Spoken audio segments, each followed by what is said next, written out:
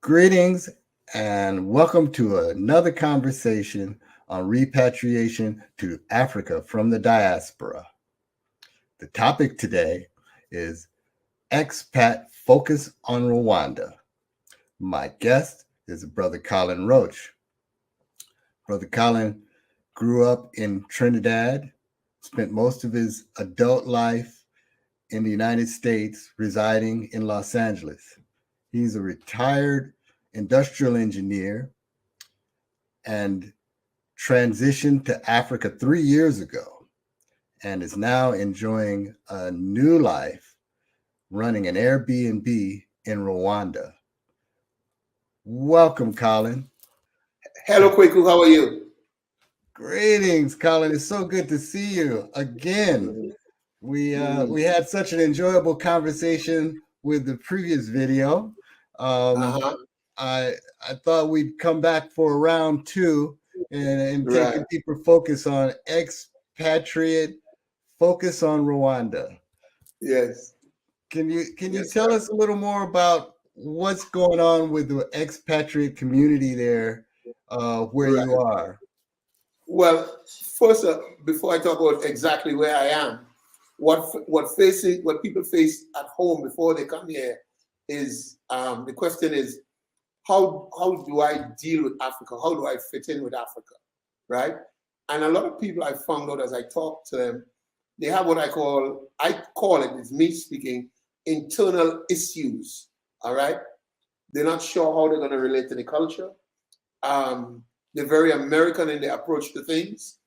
Sometimes they've had some limited or poor experiences with some Africans in the diaspora, and so forth and so on. So you have to do a gut check and ask yourself, why am I coming to Africa? Right? Am I coming for reasons of opportunity? Am I coming for reasons of legacy? You know, why am I really coming here? You know, and when you answer those questions, it will help you resolve a lot of things in you. When you resolve answer those questions, it will resolve the internal issues, and you can select where you want to go in Africa. I chose Rwanda. Rwanda works for me. I did not choose Ghana or any place else. Okay, so you have to resolve those internal issues, and you have to keep in mind that you know you are an American. We have 400 years in the West, and we can't erase that. You shouldn't want to, but you have to adapt to what's going on here. All right, and once people deal with those issues, now people are talking about. I've heard the word healing a lot, right, from people. You know, to me, healing is a function. It is not an objective, right? The way I look at it, healing is a function of you being here, fitting in, enjoying Africa. Then you will find peace, and through peace you get healing, right? These Okay. are the psychological things that I'm talking about. You know, to do that, you have to appreciate the culture here. You have to find some measure of appreciation for the culture here, right? And once you do that, you'll be on the road to success. So, as you transition from the U.S. to Rwanda, Mhm. um, what specifically um, were your first impressions when you got there? Well, my first impressions were it's pretty much what I thought. You know, it's pretty much what I thought. It's Africa, and you expect to see some underdevelopment, right? But you expect to see a culture where people have a different set of values from us. You know, um, you know, and once you understand that, you could make the adjustment that you need to make. Um, I didn't expect. There's nothing here that happened to me out of the ordinary. Um, there are things that you do on an everyday basis that seem to tick off Americans. You know, people breaking lines, people stepping out the lines. You know, not an adherence to a queue in the marketplace. By marketplace, I mean anywhere you go to transact business. Could be any place else. You know, you know, those are things we adhere to strictly in America. You don't go around breaking lines in America. Otherwise, you will pay a price. You know, that is not so much the focus here. The focus here is more on personal relationships that go back for a long period of time. You know, and so forth. Oh, so it's beneficial then to really network and embrace the culture there. So yes, yeah, yes. I can see the importance of that. And true, we're not used to that as much in the West. How easy is it to do networking, and what do you suggest in terms of the best approach? The easiest, to me, a favorite approach I see people using now, and it makes sense. When the expats come here, they get in touch with an American who's been here for a while, whether it's me or somebody else, you know, and they will introduce you to people from this culture who were born and raised in this culture, because we all do. So your way in, like for instance, I introduced people to my Rwandan friend Judy in Kimihuda, and she took care of a lot of people, you know. So once you get into some kind of a network, we have a lady here. I'm trying to think of her name. I haven't seen her in quite a while. She has a powerful site on the internet, and she brings people in and do commercial work with them and so on and so on. When people talk to me later on, they will know who she is. I just can't think of her name right now. And once you go to the American restaurant in Kigali, Ikawa restaurant in Kigali that my friends own, and they have their own channel, by the way. They have their own channel. It's called Residential Tourists. You know, surf that channel on YouTube, and is Wallace and what's his wife's name? I can't think of her name now. I get old, I forget people's names when I don't see them on a daily basis. Once you go down to the Ikawa restaurant in Remera, which is in Kigali, the capital, and just hang around there on a Saturday, on a Saturday night or on a Friday evening, and you're going to start talking to people. And you, in 2 or 3, I would say in a week, you're going to meet people. In 2 or 3 weeks, you will get to know quite a few people. If you're interested in coming up to Musanze, I'm here. Lady Visionary from England is here. That's a black lady with a big presence on the internet. She and her husband have an establishment here. I do too. I have Colin Homestay, which is an Airbnb up here. You can stay with me, or you can stay out on the lake with Lady Visionary. We're not competing. We have 2 different price points. She is much more upscale than I am, you know, and they're in the lake, you know. So it's not hard to find your way here. Okay, so where you are in Musanze, that's more rural as opposed to Kigali, which is like the capital, right? Yes. And yes. Now I'm interested in how you selected the location, and you have a really good sense of a good spot, because recently your area has been the focus of a Time magazine article, right? Yes. Time magazine says Musanze is one of the 20 top places, outdoor places in the world to visit. Everything here is outdoors, you know, and we get a steady influx of tourists here all the time. You know, we get a real steady influx of tourists here.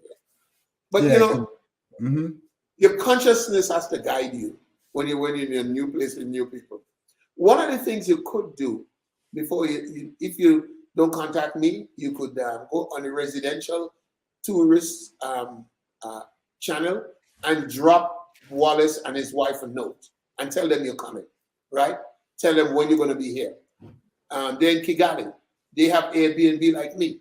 If they're filled up, they could put you in touch with somebody who are maybe another expat who has Airbnb. There are several Americans with Airbnbs in Kigali. I am up there.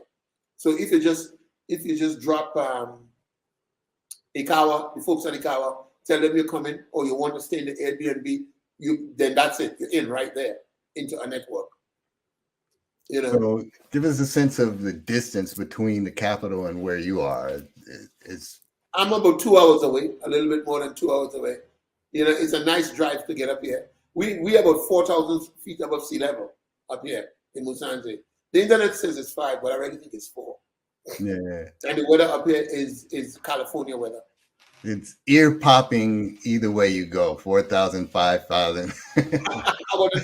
Your ears have to pop when you get up there.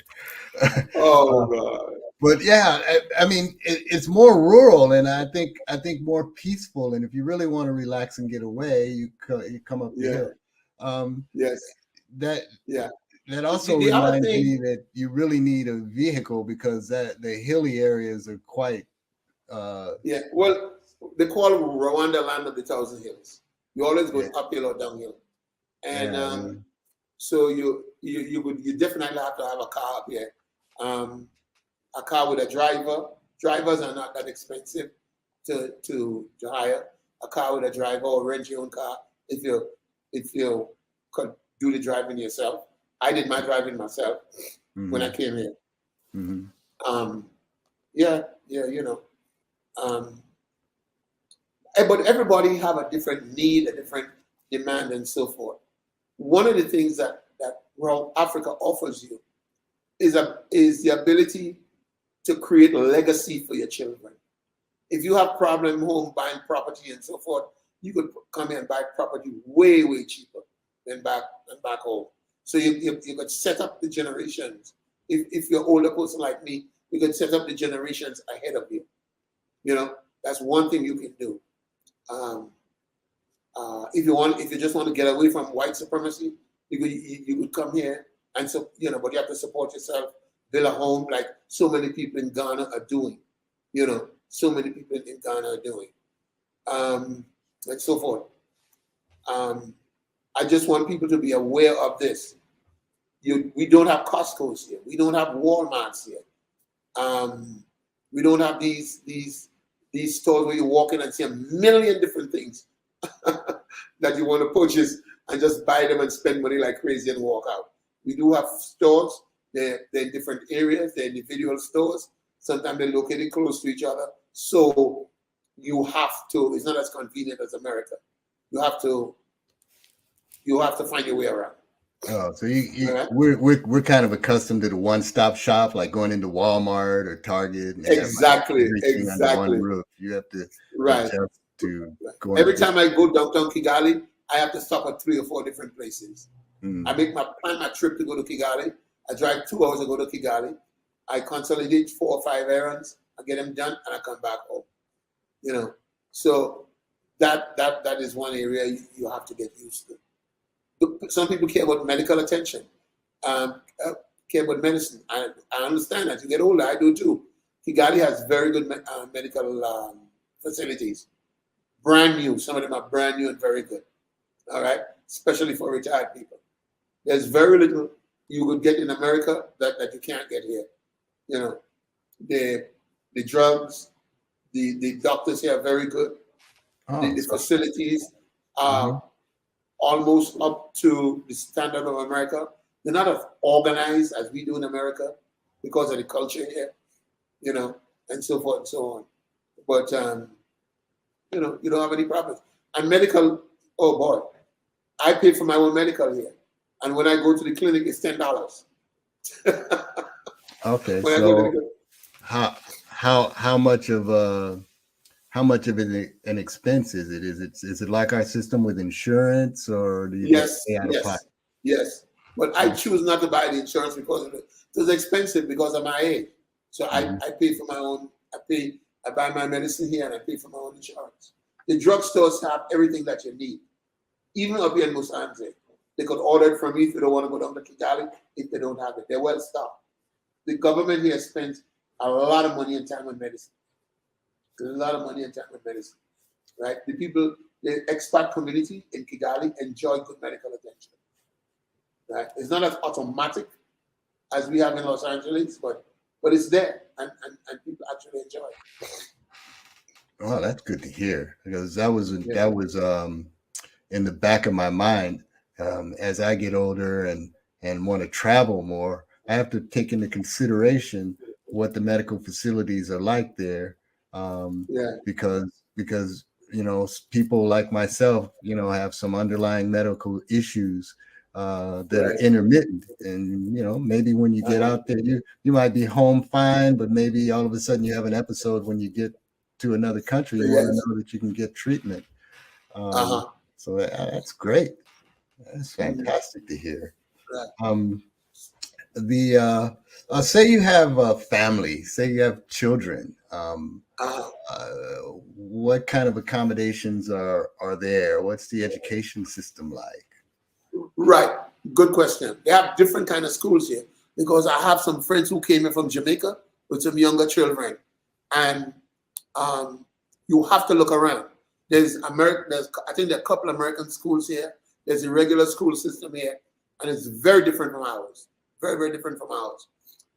The private schools here are expensive, so because I don't have children here, I don't know that much about it. But I hear people tell me stories of what they've been through. So what you have to do, all right, that's an area you have to research. Okay, you have to do your own research in that area. You have to get in touch with people who have children here and what they have done with them in terms of education. Don't try to negotiate it on your own without having any background information, because it's like I said, some of it is expensive and some of it is not, and you have to see where your child fits and so forth and so on and so on. Mm-hmm. Yeah. So that's an area. Very good thing that you bring that up. I had my friends from Jamaica who are here, and they had some issues with that. They had some issues, so you have to figure it out. That is something you have to work. You have to work at and figure out. Well, when someone comes, like you say, you have an Airbnb. Well, when people come there and stay with you, your accommodations, I know, are exquisite. I've seen some photos. Are there other services that you provide? Oh yeah. What I have a flyer, which I have a flyer. What I do, the areas that, if you research and you say, okay, I was on the internet and I'd like to go here, there, I can take you there, or I could tell you what Musanze has to offer, right? And I could take you there for a fee. It's services that I provide. I could take you there for a small fee. I don't take you to see the gorillas because that will cost you $1,500. To see the greenback gorillas. But we can go to the lakes, the Twin Lakes. You could have lunch at Lady V's place. You could go to the tea plantations. We could go to we could go to the caves up here. There's some caves up here which are exquisite and nice to see. But most people enjoy the lakes. That's what most people enjoy. You go out to the lakes because people have their businesses on islands in the lake, right? And you could go there and have lunch. You could hire a boat and ride around in the boat. It's not like a modern boating facility, but they have these boats you could hire, and for I think $20, it costs you money to get to the lake because the lake is a good ways away. So it's like a day trip. If you like hiking, oh boy, we got plenty of that. I could take you up any of these hills here, and you could meet the people who live on these islands in the lake, and what they do to raise money, what the culture there is like. These are what you call native people on those islands. So that's the kind of thing you enjoy here.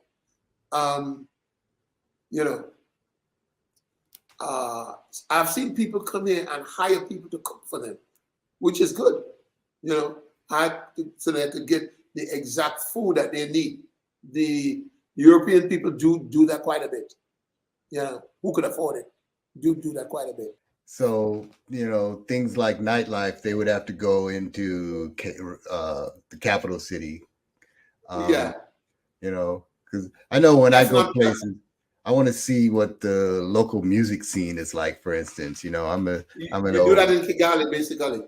Yeah, you do that. There's a little bit of it up here, but not that much. You do it in Kigali. Yeah. Right. There's plenty of that in Kigali. Kigali, or the area that I used to live in Kigali is called Kimihurahura. And they have fine restaurants there if that's what you're looking for. They have French restaurants. They have Thai restaurants. They have, local food restaurants. And they have these sort of a boutique places where you go to and you could have a quiet dinner for one or for two, and you don't get bothered by anybody. They're all in Kimihurahura. They're all around the area there. Once you get in touch with somebody like Judith, you will have no problem, because she's a local. And, so, Okay, like here's something I was wondering about, because you found a very good niche in providing Airbnb. What are some of the other opportunities that might appeal to someone in the diaspora who wanted to repatriate? I know that it depends. It depends on your skill level, what the kind of skills you have. I know that there's a brother from Chicago. I met him once. He's down in Kigali. He does product design, hardware, I think all product design, and he works for people in America, right? And he lives in Kigali. So he works remotely. A lot of brothers go abroad and do that. They work for American companies, but they do it remotely. There are Rwandese guys there who are doing that. My best friend is a young guy from Rwanda who speaks 3 languages, and he works remotely for people in Europe and for people in America. So I don't have those kind of skills. So if you have those skills, that is a good way to get a good stream of income from America or from abroad. You're not going to get a job here making a lot of money. It's not going to happen. You don't come here looking for work. That is one way to do it. I notice a lot of people are getting into real estate, right? Because the prices have been going up. If you have those skills, there's a brother from Florida who's doing I think it's Florida, doing real estate in Kigali. I think the name of his place is African Investments. I'm not sure. But you meet all those people once a year. Just get in touch with it. Go down to the Ikawa Cafe in Remera. Residential tourists. Go online, find out about Ikawa Cafe. And when you drop them a line, tell them you come in, and they will welcome you. And most people in Kigali are connected to Ikawa Cafe one way or the other. Okay. Right. Well, hey, let's talk more about what it is that you're specifically offering relative to your Airbnb. All right. I offer you a decent place to stay at a very moderate price. Okay. I am 5 minutes from town. I'm outside of town by about 5 minutes. It'd be nice if you have a car. I have free parking, free Wi-Fi. I have a housekeeper who takes care of all your needs, your room needs and so forth. My place is spotlessly clean. I'm very big on that. The place is very secure, but it is in Rwanda. Everything is secure. It'd be nice if you have a car so you can get around on your own, especially if you're a couple. So you can't you won't like riding the bikes here, those motorbikes very much. It's nice to do it once or twice, but not very much, because up here is outdoors. You want to drive away from Musanze and probably see the tongue of Gisenyi, which borders the Congo. And up there, you have some national parks. So if you go with a guide or find somebody to take you, or if you're good at GPS and know to read maps, the roads up there are very good. You could do that on your own. You could spend your time on the lakes. If you go to Colin Homestay on the Airbnb, you'll see that I have a bunch of 5 stars. I just got a 5-star yesterday from a client who's leaving today. So that's it. I would make sure you enjoy yourself. One of the services that I provide for people, and this is free. If you come up from Kigali by bus, I pick you up from the bus station, which is 5 minutes from where I live, maybe a little bit more than 5 minutes, 7, 8 minutes. I drop you back there. I take you into town. I show you where you can eat. I show you where you can change your money. I show you the supermarket if you want to buy stuff and bring home to cook, because all these things are close by. So I kind of get you into things, and that's part of the free service that I provide. Yep. And if you see my house on the internet, you can see it's a cool place. It's a cool place to stay. I did. I did. I was rather impressed because, you know, people have a very jaded image of Africa in the U.S. And so it's really, really good to see how well developed it is. They have these misconceptions, even in the rural areas where you are. You know, it looked a lot like where I live in Baldwin Hills, Windsor Hills area, in View Park. Some of it, but there are slums here too. There are slums here too, bad slums, but there are areas where you'll be very comfortable and be very happy. I mean, you're still in Africa. It's a transition being made from the old to the new, from the ancient to the modern. But you know, well, that's another misconception that people have about the West.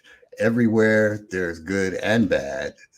Right. You know, there's no. I understand in the north of London, it's like the country. Like people have outhouses and stuff. You know, today. You know, and you know, around YouTube, there are a lot of content providers now. You know, really showing what it's really like. And even when you go to some content providers that talk about village life. When I compare it to just a generation ago in my family who were living in Texas on my father's side in the country, and they were farmers. And in the 60s, when I was growing up, you know, they still had outhouses and things and no electricity in some areas. And that, you know, I'm not that old. I'm just in my early 60s. So that was not too long ago in the US. And there's still people living like that. So we even have misconceptions of our own country. Let alone someone else's. Right. But not only that, we have to face it. There were a lot of direct lies told about Africa. All right? And lies through stereotypes, lies through prejudice and so forth. Yeah. You know, and vice versa. They told people lies about us and we lies about them and so forth and so on. But now the YouTube is breaking that down because a number of YouTubers are bringing people to Africa, right? Go Black, a good friend of mine. He has a very popular channel with like 250,000+ subscribers. There's another brother have something called Maximum Impact. He brings people here a lot. He's kind of flamboyant. What's the name of the other brother who does a talk show? He had me on the show. Prince Dinas. Yeah, he's from Atlanta. Mm-hmm. There is some African YouTubers themselves, African Tigers. I was on her show too. There's some brothers down in South Africa. Just get on the YouTube and put in diaspora YouTubers. So, and that kind of stuff will come up. The information is there now. Nothing is hidden from you anymore. You know, in May, I'm going to do some drone work. Here in Musanze. I've selected a company, and the reason I'm waiting until May is to make sure the weather is really good and it's clear skies. Because when you're taking pictures from drones, you want to make sure the skies are clear. So I'm going to do an overhead view of Musanze, all right? Parts of Musanze. That will give people a very good idea, right? We're going to shoot it in 4K and edit it beautifully, and I'll put it there on my channel, your channel too. So that will be done sometime in May, which is next month. Yeah. As soon as the weather warms up, because we're going to be shooting for like 4 or 5 hours, and that will give people a good layout of the land from up above. You know. So, what do you envision? Speaking of the future, what do you envision going forward relative to connecting with more people in the diaspora? Say it's a perfect world and you wake up tomorrow and the expat community is 1,000 strong in Rwanda. What do I expect? How it's going to look like? Yeah, and how you get there from here. From America, how do you get to Rwanda? No, how do you get to that 1,000 expat community in Rwanda Oh, driving? okay, What's okay. the pathway? Well, you can't force you can't force people to come here, but people are trickling in, and you know. But what I would like to do, I would like somebody work with somebody back home in LA, and we could establish some type of a groups. Well, I have a Facebook group already. I have my own Facebook group called Diaspora Connecting Rwanda. But the way it's evolving into the Kinyarwanda language and so forth. But what I would really like to do is to have a WhatsApp group run by somebody in Los Angeles who likes Rwanda, who has been here, okay, and I will help them a lot, and because I would like people in Los Angeles to join that group, all right? I would like people in Los Angeles to join that group, and that person could sponsor trips here, right? And through the WhatsApp group, when people join the group, they could talk with that person and start coming. The best person to that would likely be like a travel agent, someone who has been abroad, who has been to Africa, if not Rwanda, and they could have a WhatsApp group as an adjunct to their travel agency, something like that. Someone who's in the area of travel before, and they could do a focus on Rwanda. I noticed when these people who do all this travel stuff, most times they don't come to Rwanda. They have this glory about Ghana through the eyes of celebrities. They have this glory of South Africa, and they have this glory of Kenya. But when they do come to Rwanda and they see the structure here, they get very impressed. Those who do, they become very, very impressed. So that's one way to do it. I would like to get someone in the travel business who would like to do like a WhatsApp group, right? Some type of a WhatsApp group. The reason why I say WhatsApp instead of a YouTube, is much harder doing a YouTube. You have to have content just about every day, 3-4 times a week. You have to have content, and someone may not have the time or they don't want that responsibility. But a WhatsApp group, you could start talking and people start responding, and people could share information between themselves too. So,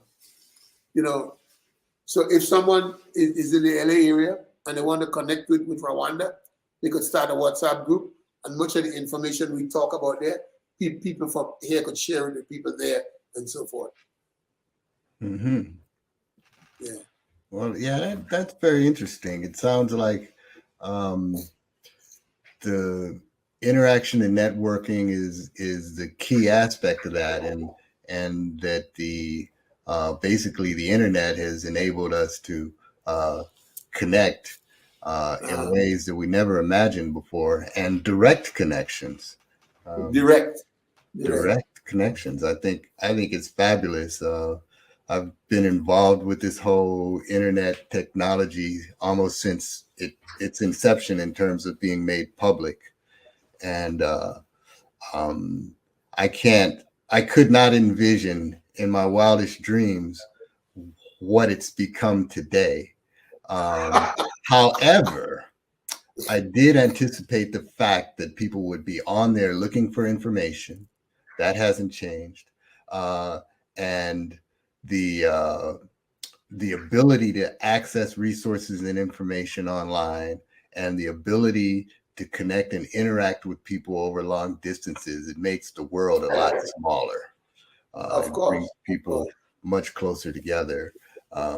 Even in terms of what we're doing now, it was breaking cutting edge technology in the 90s.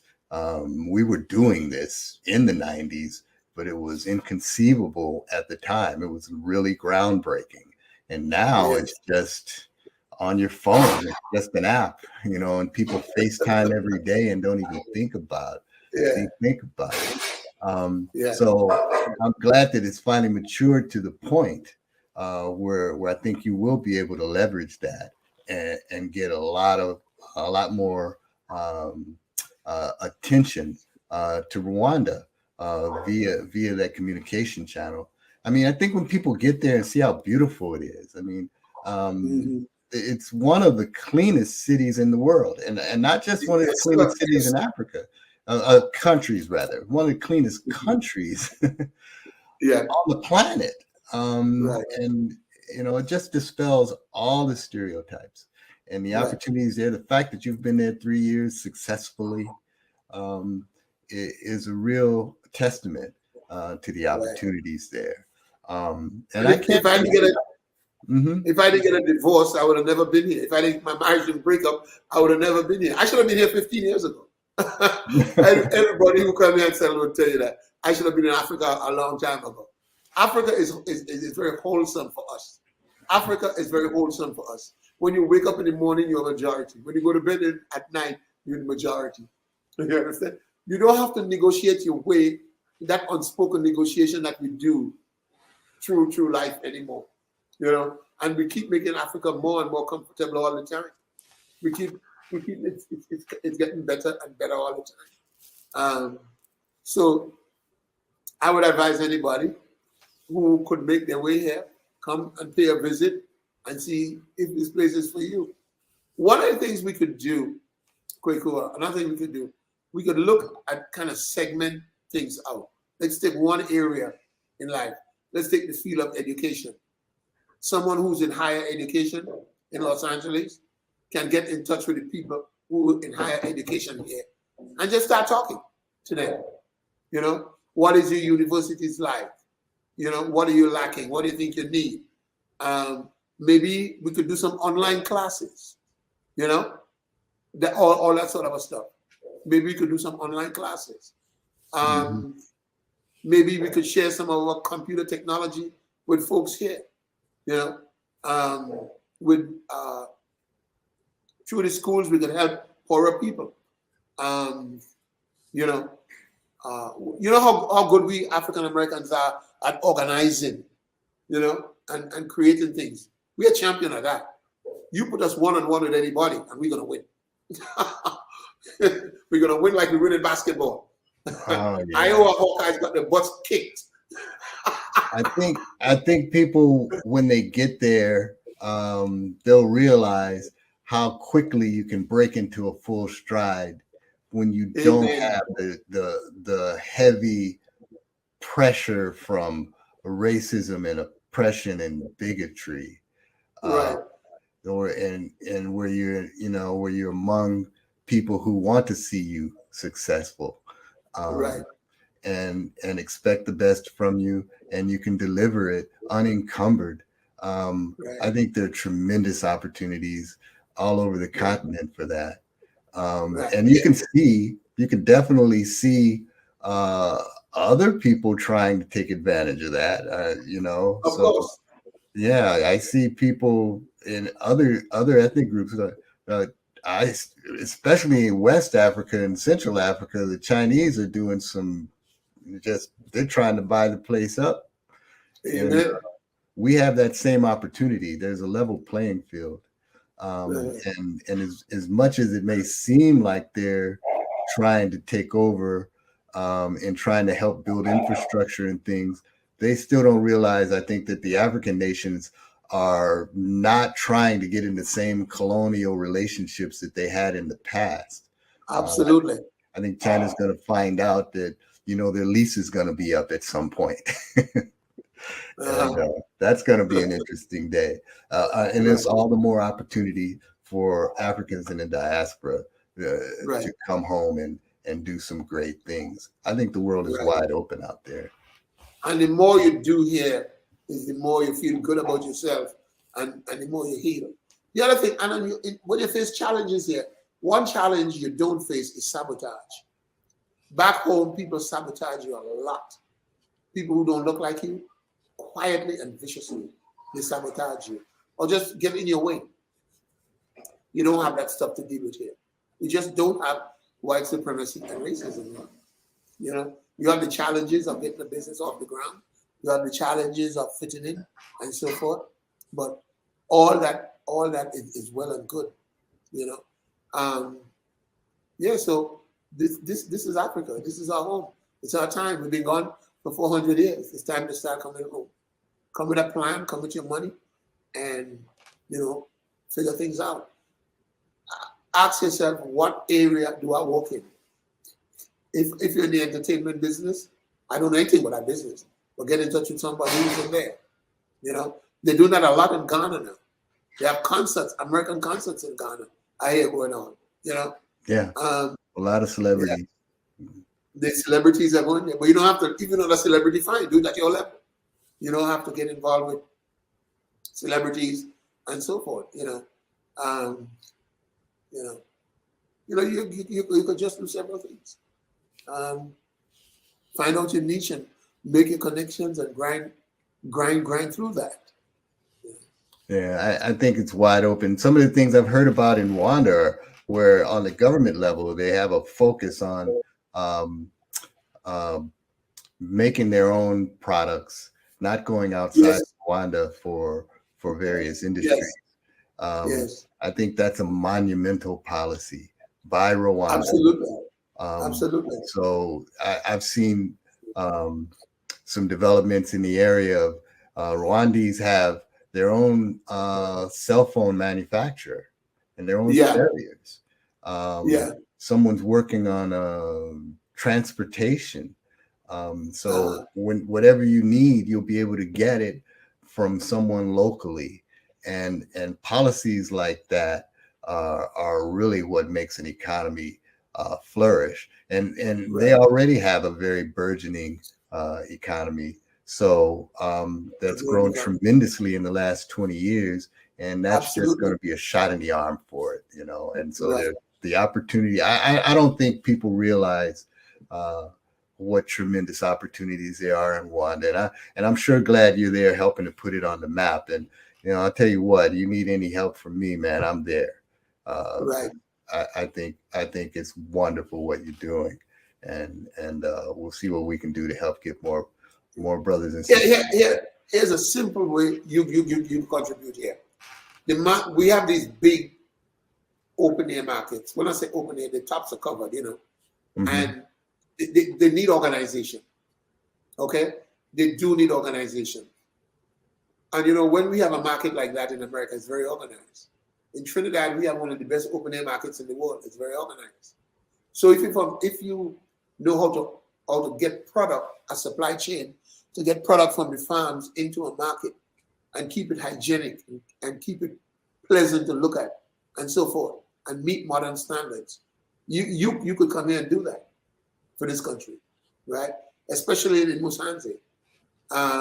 We could use a lot of that organization. I go to the market a lot, and it's a lot of improvements that to be made.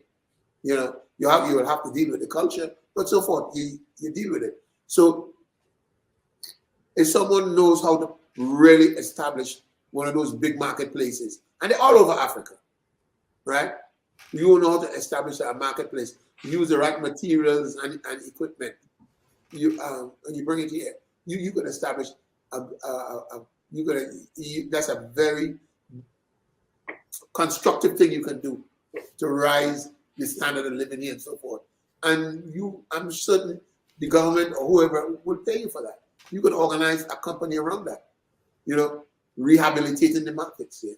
That's one thing you could do right there. There's a lot of the big tea and market tea here a lot. As an industrial engineer, I look at the process, and without even working in the tea business, I see that a lot of improvement could be done here. So if you're in that business, that's something that you can do. It's just so many things you can do here. And there's an agency. There's an agency you could work through called the RDB, Rwanda Development Board. So they're going to get there. Yeah. So are there import-export opportunities? Yes, they are. I'm not in that area, but I've heard a lot of talk about it and people who are doing it. That's another area that you could look into. Here's an area that could happen. All right. And sisters back home, listen to me, sisters. African fabrics here and African gowns are a high quality. You can make them at any level, right?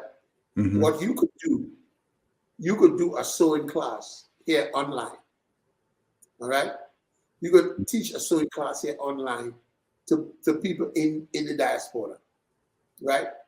And because you know how those sisters in LA get those African fabrics from wherever they get it from, and half the time they gotta find someone special to make it and all this other stuff. You could do a sewing class online, okay, on video, put it on a big screen, all right, and a sister here could make the fabric, could make a dress in 2 or 3 segments, right? And have the sisters home do the same thing. A kind of a hands-on class, and you could now sell those gowns, those dresses home at a much cheaper price than you do it. You don't have to buy them and bring them there. You see, we have the technology, like you say. Teach the sisters how to make the African gowns on YouTube. You know, wedding dresses here. The wedding dresses here are phenomenal, right? But we can't get them back home because by the time you make it and ship them, nobody can pay for the damn thing. But you could have an online class that teaches people to do that. Well, that's an interesting point. It brings to mind the way outsourcing has been so prevalent here in the States, where they're using Chinese, Indian labor, and I think there's an opportunity, to collaborate with suppliers and manufacturers Right. in Africa, on the continent. Right. That some areas, there may need to be infrastructure. Some areas there may need to be a port nearby. But the point is, in terms of the labor pool and how they could stimulate an economy by contracting with manufacturers, say in Rwanda, it should be just as fruitful as doing it in China. I don't see why not. I really don't. And China hasn't always been as big as it is. They had to start somewhere. So the idea, everything started out small. The idea that you have to do it big in the beginning, that's just not realistic. The reality is you start small and grow. And absolutely. I think those opportunities with collaborating with manufacturers in places like Rwanda and creating jobs and starting, ventures that will ultimately result in wider roads and more bridges and maybe rail transportation to the coast. It's a very real thing, and it can happen a lot quicker than it had, in the past because of the technology. So, look, we're coming up on an hour. I know we wanted to do half an hour. We may have to break this into a couple segments. But it's been a real stimulating conversation. Is there anything else you want to cover before we wrap it up? Yeah, all I want to say, keep your eyes on the things that local people here don't have and they need, or things that they're not doing the way it could be done, and so forth, and things that you need, and just try to see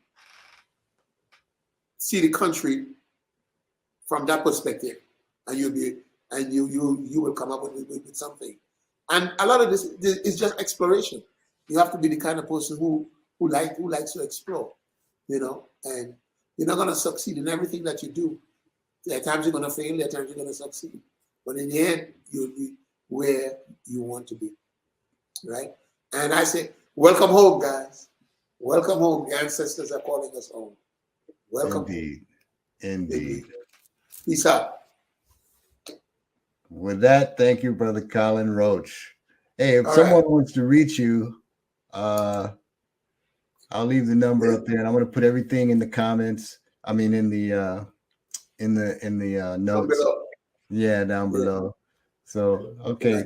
Thanks again. Okay. Signing off. Okay. Okay, great, brother. All right, peace.